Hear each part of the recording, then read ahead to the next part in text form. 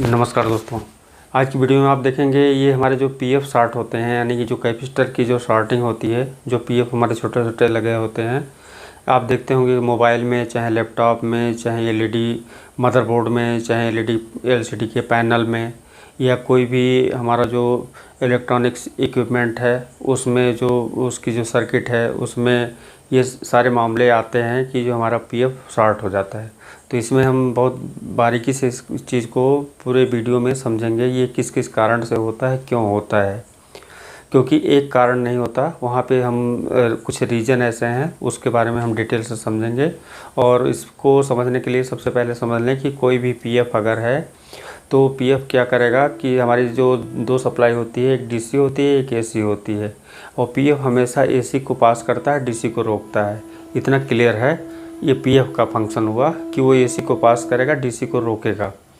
और दूसरी बात ये है कि जो रीजन है इसका नॉइस, यानी जो नॉइस और रिपल्स, यानी फ्रीक्वेंसी जो बनती है, ये नॉइस और रिपल्स, और ये है एक हाई फ्रीक्वेंसी होती है। हाई फ्रीक्वेंसी क्या होती है? एक तो स्मूथ चलती है, जो हमारा जैसे मान लीजिए 50 हर्ट्ज़ का हुआ एसी। और ये फ्रीक्वेंसी जो रिपल्स जो कभी कभी होते हैं, इसके बारे में हम डिटेल से समझेंगे। तो चलिए देखते हैं आगे। या कहीं से बन जाती हैं या कहीं से आ जाती हैं, वो कंटिन्यू नहीं रहता। और वो डिपेंड करता है कि वहाँ पे जो यूज़ होने वाली सप्लाई है, जो इनपुट उसकी, हो सकता है ऐसे जगह पे हो कि वहाँ कभी भी रिपल्स बने ही ना, क्योंकि ये भी इन्वायरमेंट पे भी डिपेंड करता है। तो ये सब सारी चीज़ें इसीलिए हैं कि आपको देखने में लगता होगा कि हमने ओपन कर दिया और चल रहा है, लेकिन वो एक्चुअली हमेशा उसका एक ख़तरा बना रहता है कि कभी भी आपके सॉफ्टवेयर के डाटा करप्ट हो सकते हैं। और हो सकता है कि कहीं कहीं जो है कुछ ही डाटा करप्ट हो, और या उनमें चलने का जो, या उसके प्रोसेस में आपको मालूम ना पड़े, स्लो हो जाए, या और भी दिक्कत आ सकती है, हैंगिंग प्रॉब्लम आ सकती है। तो ये सब सारी स्थितियां इसी से होती हैं। नमस्कार दोस्तों। आज की वीडियो में आप देखेंगे ये हमारे जो पीएफ होते हैं, यानी जो कैपेसिटर होता है, उसकी जो शॉर्टिंग है वो क्यों होता है और कैसे होता है, उसके बारे में हम जानेंगे डिटेल से। यानी कहने का मतलब ये है कि जैसे हमारा मोबाइल हुआ या लैपटॉप हुआ, या हमारा एलसीडी टीवी में पैनल के, या कहीं सप्लाई में, कहीं भी हमारी जो एसएमडी बोर्ड है, ये मदर बोर्ड है, वहाँ पे भी अधिकतर देखे जाते हैं कि पीएफ शॉर्ट होते हैं।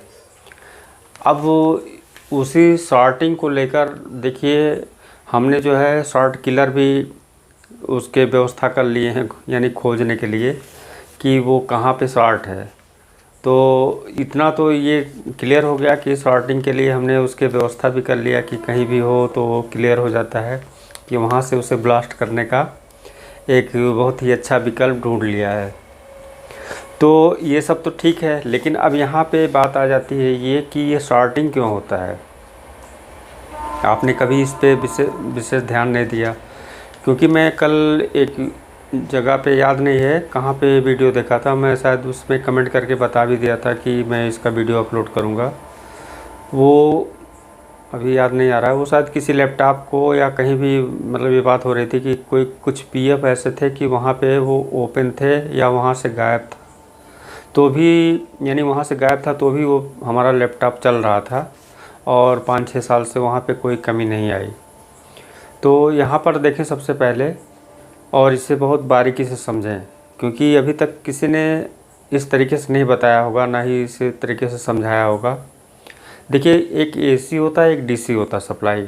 साफ साफ पहले समझ लें, ये एसी और डीसी दो सप्लाई हुए, दोनों के सप्लाई के फ्रीक्वेंसी में डिफरेंस होते हैं, ठीक। अब डिफरेंस क्या है?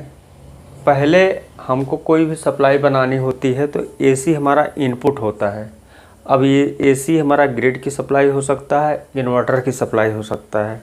विशेष ध्यान दें यहाँ पे, ये ग्रिड की सप्लाई हो सकती है, इन्वर्टर की सप्लाई हो सकती है, जनरेटर की सप्लाई हो सकती है, स्क्वायर वेव इन्वर्टर की सप्लाई हो सकती है, साइन वेव इन्वर्टर की सप्लाई हो सकती है।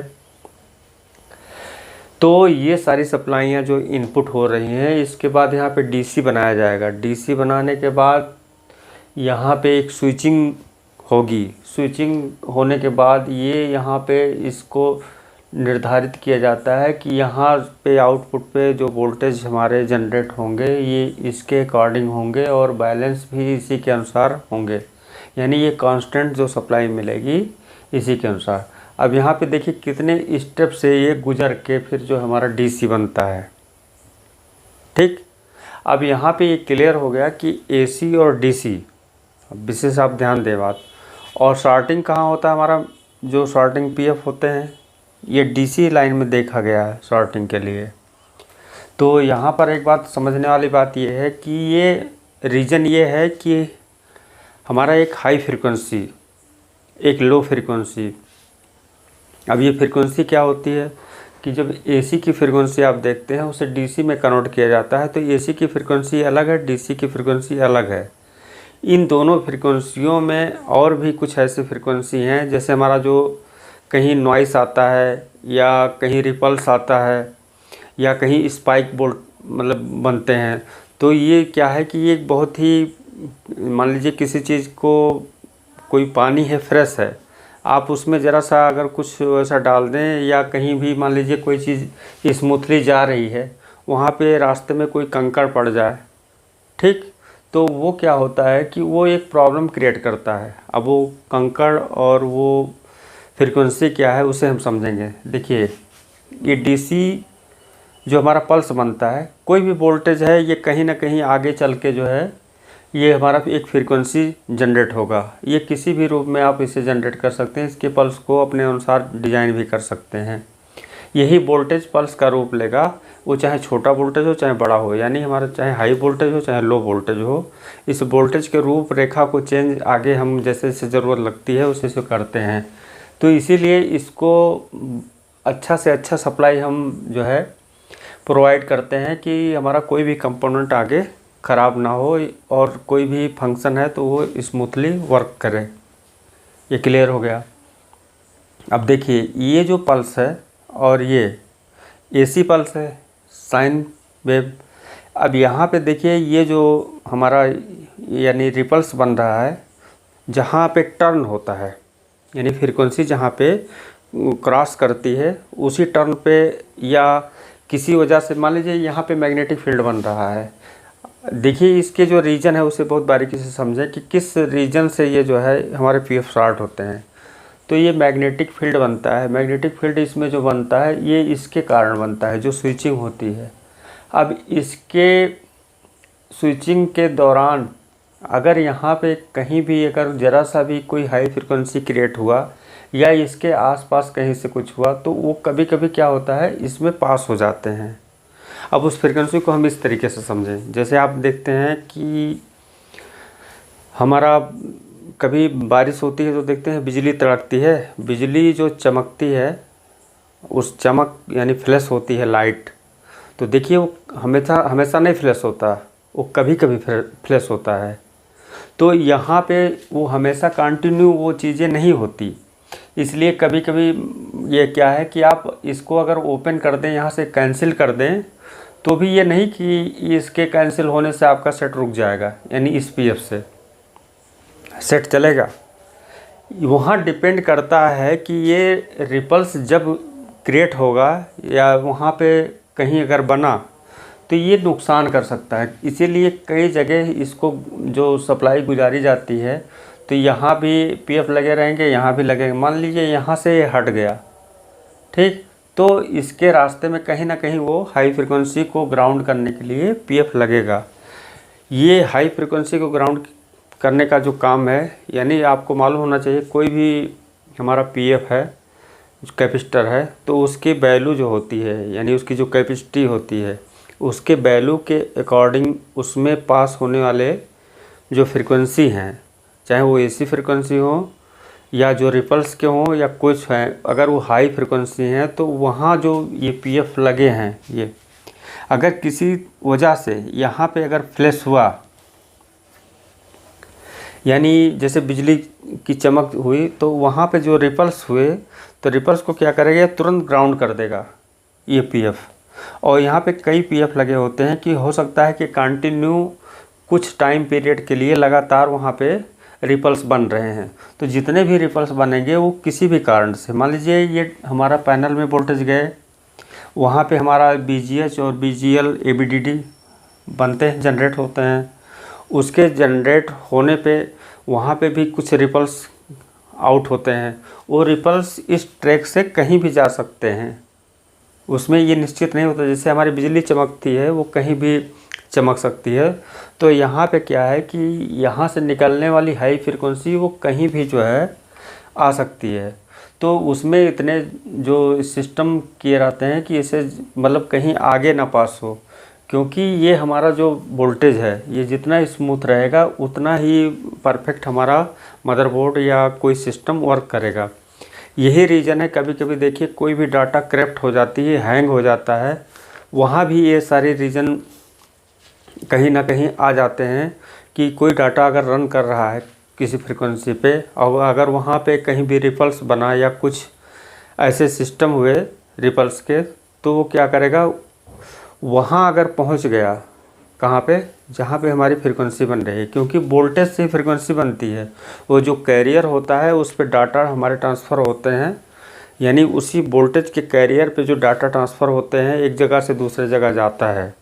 अब उसमें अगर वैसे तो ऐसा सिस्टम बनाया जाता है कि वहाँ पे ये मामला ना क्लियर हो, मतलब क्रिएट हो, वहाँ पे पहुँचे ना, उसके पहले सारे पल्स को डिलीट करने और उसे ग्राउंड करने का इंतज़ाम रहता है, लेकिन फिर भी वहाँ पे जा सकता है तो हमारा सेट ब्रेक हो सकता है। इसलिए देखते होंगे कि जब कहीं ये हैंग हो जाता है तो उस समय बंद करते हैं स्विच, फिर बाद में ऑन करते हैं तो एक नॉर्मल होता है। तो ये क्या होता है कि अगर आपने इसे कैंसिल कर दिया तो भी आपका सेट चलेगा, लेकिन कहीं अगर ऐसी स्थिति आई कि ये अगर नहीं लगा है और वही बाईपास हो गया, तो हमारे जो प्रोसेसर में मान लीजिए 1.2 वोल्ट बनते हैं कोर, या हमारा जो फ्लैश IC है 3.3, अगर वहाँ पे पहुँचता है तो हर जगह पे जो डाटा है वो करप्ट होने का ज़्यादा से ज़्यादा चांस रहता है। और यहाँ पे जो देखा गया है सबसे ज़्यादा हमारा स्क्वायर वेव इन्वर्टर या जो सप्लाई आ रही है जहाँ से AC, चाहे वो ग्रिड की सप्लाई हो, उसमें भी ज़्यादा ऐसे मामले आते हैं, या मतलब बहुत सारे ऐसे रीजन है कि वहाँ से भी रिपल्स क्रिएट होते हैं। तो इसलिए देखिए जिसकी पावर सप्लाई ज़्यादा स्टैंडर्ड बनाई जाती है, एक कदम कदम पे जो है उसके मतलब उसके प्रोटेक्शन के लिए इतना ध्यान दिया जाता है कि वहाँ देखिए फॉल्ट बहुत कम, बहुत रेयर केस में आउट होते हैं।